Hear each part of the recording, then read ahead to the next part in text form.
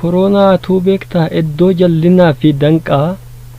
wallagga waaqa qabaa achi hin laalin takkaa ibsateessin arguu laftiyyi dukkana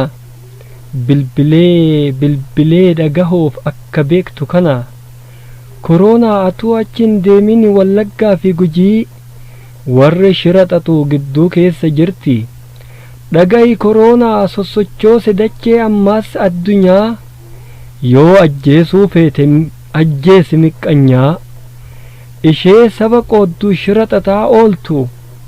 umriin ishee jiraatee saba kanaan toltu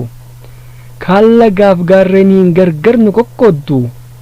bu'aa aangoof jettee sabaan kan ooddu atuu beekta yaa kooroo atuu beeyta yaa koronaa jabaa dachii raase saba oromoo qoqqoodee addaan kababaase wal makeera innuu addaan baastu malee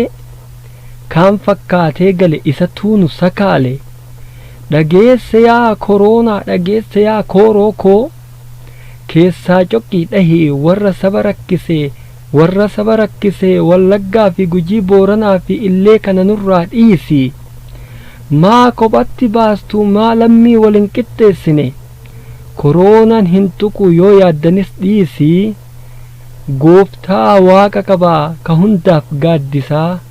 koronaan hin tuqu kana nurraa dhiisa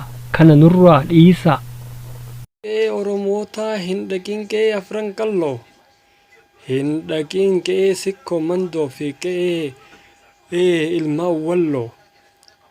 hin dhaqin seeruudhaa fi balee sirraa fagaadhullee hedduudhaan si yaade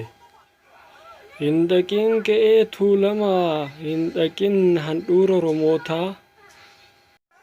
hin dhaqin qe'ee tuulamaa hin dhaqin handhuura oromootaa